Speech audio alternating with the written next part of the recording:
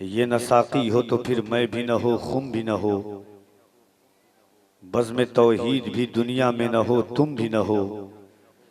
ख़ीमे अफलाक का इस्तादा इसी नाम से है, नब्ज़ हस्ती तपिशामादा इसी नाम से है।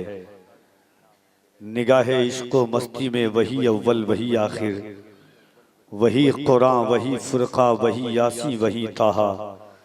वो ख़त्मुर रसूल दानाए कुल मौलाए सुबुल, जिसने गुबारे राह को बख्शा फ़रोग़े वादिये सैना।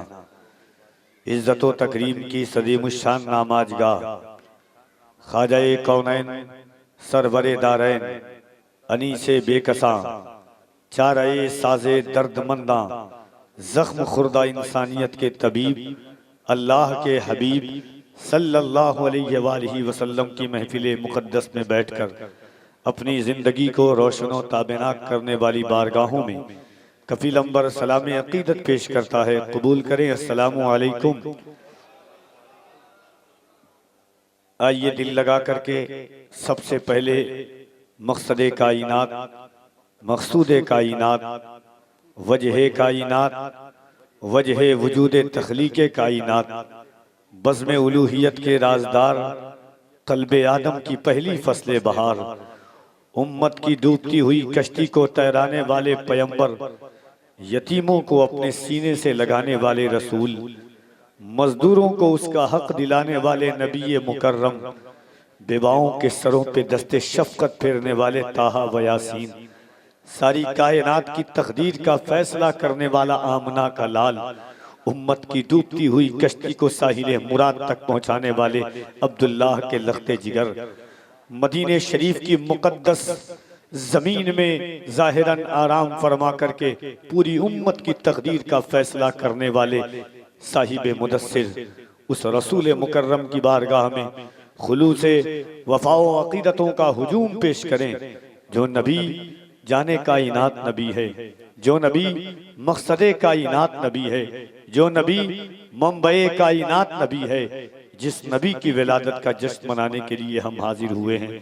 तो आइए खुलूस व उल्फत के साथ, हुजूरी क़ल्ब के साथ, इस एहसास के साथ कि एहसास हो जाए कि एक उम्मती अपने नबी की बारगाह में दुरूद पढ़ रहा है, एक गुलाम अपने आका की बारगाह में दुरूद पढ़ रहा है, एक गुनहगार अपने पारसा की बारगाह में दुरूद पढ़ रहा है। मोहब्बत के साथ दुरूद पाक बावाज़े बुलंद पढ़ें।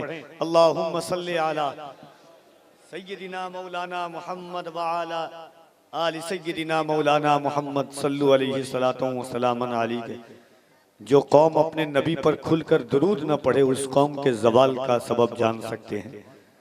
इक़बाल ने कहा था कि ये फाका कश जो मौत से डरता, दुनिया समझती है कि हम गुर्बत की वजह से मारे जा रहे हैं, दुनिया समझती है कि हम मुफलिसी की वजह से मारे जा रहे हैं, दुनिया समझती है कि हमारे घर मकान पसमानदा है, इस वजह से हमें दुनिया तशद्दुद का शिकार कर रही है। नहीं मेरे भाई, आज तो मकान फिर भी पक्के हैं, कल तो मिट्टियों के मकान में सहाबा रहते थे, कल तो सोने के लिए यही ज़मीन थी, चारपाई भी नहीं थी, मगर मेरे नबी ने जो कायनात की तक़दीर का फैसला किया था। इक़बाल कहता है कि ये फाका कश जो मौत से डरता नहीं, जरा रूह मोहम्मद इसके बदन से निकाल दे, फिक्रे अरब को देके फ़रंगी तख़य्युलात, इस्लाम को हिजाज़ो यमन से निकाल दे। तू चाहता है कि हुजूर की उम्मत ख़त्म हो जाए, कुछ मत कर, इस सीने से नबी की मोहब्बत छीन ले, ये उम्मत दुनिया से खुद ब खुद ख़त्म हो जाएगी। मेरे भाई, अल्लाह ने ज़िंदगी में करोड़ों रातें अता फरमाई है। कभी तसव्वुर के साथ आप सोचिएगा, जब रात की तन्हाइयों में बिस्तर पर आप जाएं और आपके सर के नीचे जब तकिया हो, तो कभी तसव्वुर कीजिएगा कि अल्लाह ने पैदा हमें किस उम्मत में किया है। हजरत आदम की तौबा जिस नबी के सदक़े में कबूल हुई है, अल्लाह ने हमें उस नबी का उम्मती बनाया है। हजरत आदम दुआ करते रहे, रब्बना ज़लमना अनफुसना व इल्लम तग़फिर लना व तरहमना लनकूनन्न मिनल खासिरीन। ए अल्लाह, मुझसे जुल्म हो गया, मेरी नफ्स पर जुल्म हो गया, अगर तू नहीं बख्शेगा, तू नहीं रहम करेगा, तो मैं खसारे वालों में से हो जाऊंगा। सदियां दुआ की हजरत आदम ने, मगर जब देखा कि जन्नत के दरवाजे पर लौहे महफूज पर एक नाम अल्लाह के नाम के साथ लिखा है, फौरन दुआ के रुख को बदला।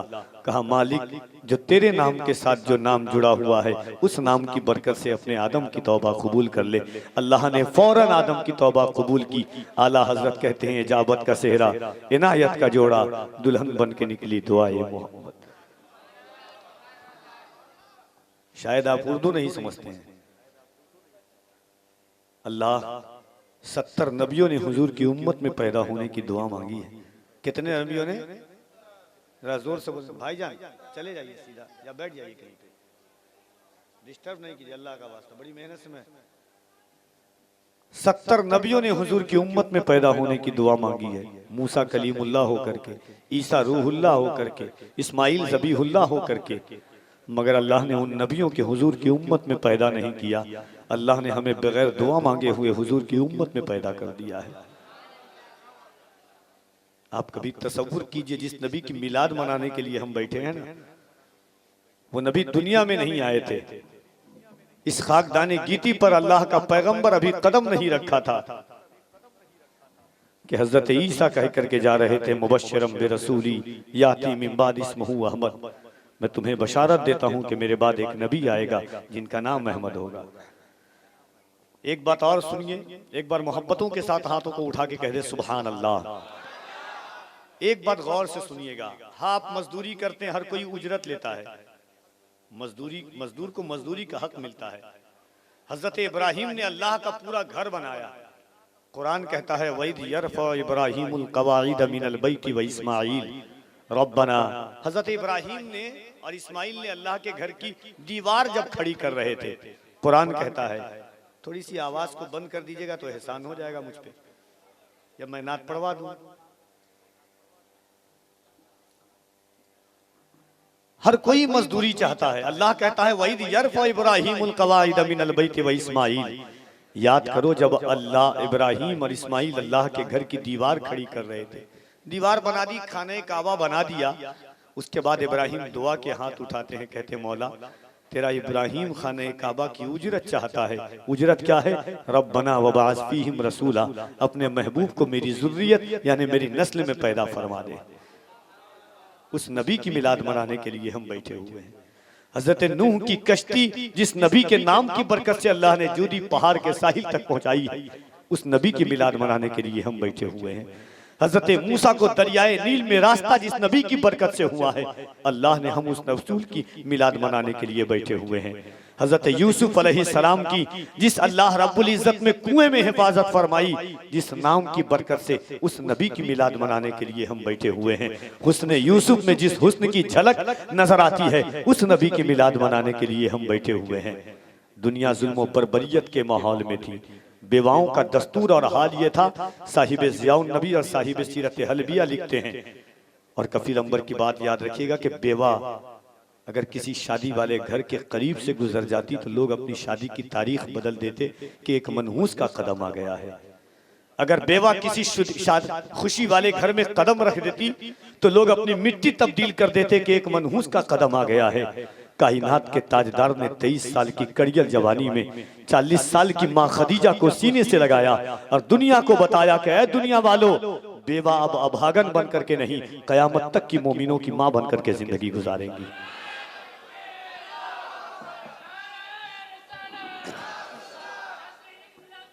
जिंदाबाद। ये पैगंबर इंसान था और उस बेवा को कलेजे से लगाया जिस बेवा के शिकम में अतहर से एक बेटी दुनिया में तशरीफ लाती है, और उस बेटी का ये आलम है। कायनात के ताजदार फरमाते हैं फातिमा तो बिदातुम मिन्नी, फातिमा मेरे जिगर का टुकड़ा है। वही खदीजा थी जिनकी बेटी का नाम फातिमा है। मेरे नबी ने इंसान को कहां से उठा करके कहां पहुंचा दिया।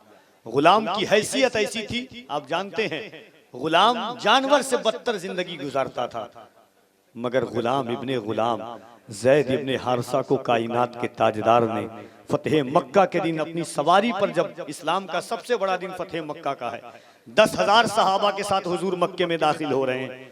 ऊंट पर हुजूर की सवारी पर कोई साथ सवार है तो कोई कबीले का सरदार नहीं है, किसी कबीले के सरदार का बेटा नहीं बल्कि गुलाम का बेटा गुलाम ज़ैद इब्ने हारिसा बैठे हुए हैं।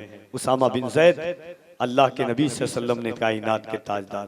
एक गोरे और काले की हैसियत ये थी कि गोरा काले के साथ, काला गोरे के साथ बैठ नहीं सकता था एक दस्तरखान पर, एक साथ रास्ते में चल नहीं सकता था। हदीस शरीफ मुस्लिम शरीफ की इबारत है।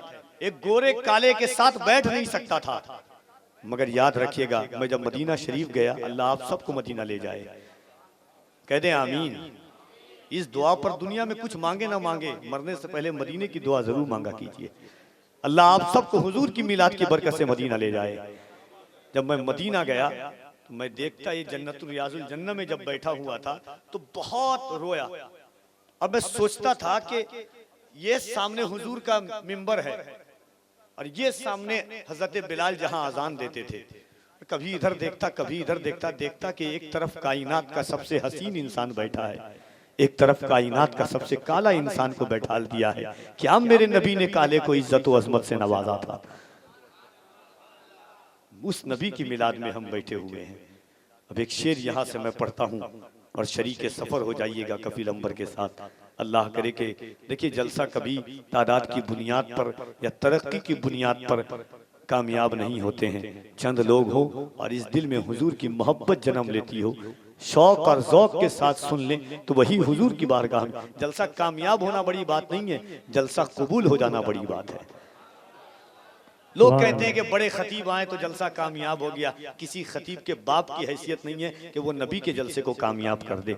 किसी नकीब के दादा की हैसियत नहीं है कि वो नबी के, वो तो उसी वक्त कामयाब हो जाता है जिस वक्त निस्बत हुजूर अकरम से हो जाती है, जिस वक्त नस्बत कायनात के ताजदार से हो जाती है, जिसने मदीने में बैठकर कायनात की तकदीर को कामयाब किया हो। हमारी क्या हैसियत है कि उनकी मजलिस को हम कामयाब करें।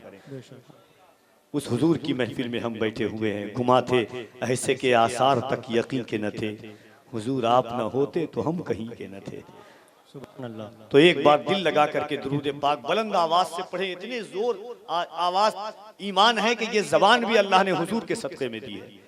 ये हाथों की ताकत जो हाथ उठाते हैं ये भी अल्लाह ने हुजूर के सदक़े में दी है। याद रखिएगा, कुरान कहता है, लोग सोचते हैं कि हाथ उठाने का क्या फायदा है, बैठ के भी आप बोल सकते हैं जैसा आपका दिल चाहे, मगर कुरान कहता है यौमइज़िन तुहद्दिसु अख़बारहा, क़यामत के दिन जर्रा जर्रा गवाही देगा किसने क्या अमल किया, कैसा अमल किया। हुजूर की बड़ी मशहूर हदीस है, मेरे नबी फरमाते हैं तुम्हारी जबान गवाही देगी।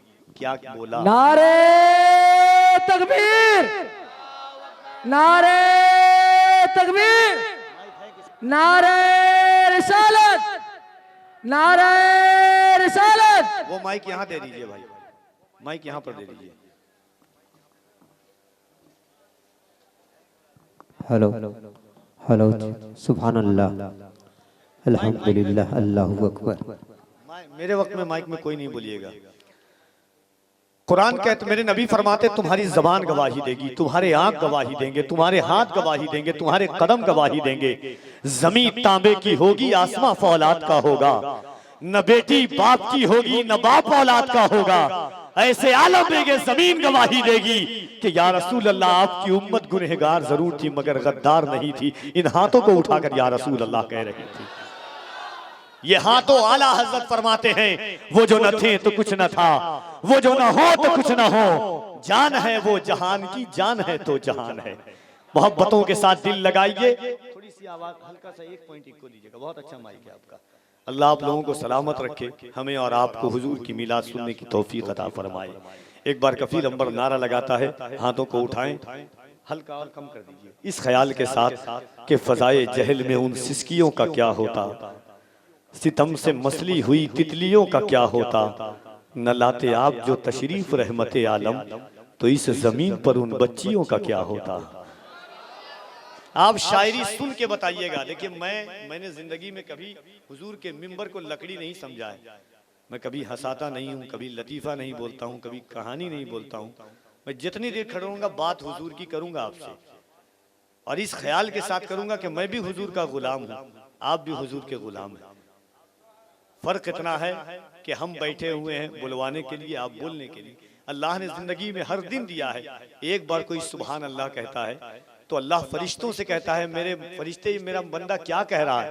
फरिश्ते कहते हैं मालिक ये कह रहा है कि मेरा रब पाक है। अल्लाह कहता है मेरे फरिश्तों गवाह हो जाओ, इसने मुझे पाक कहा है, मैंने अपने बंदे के दिल को पाक कर दिया है।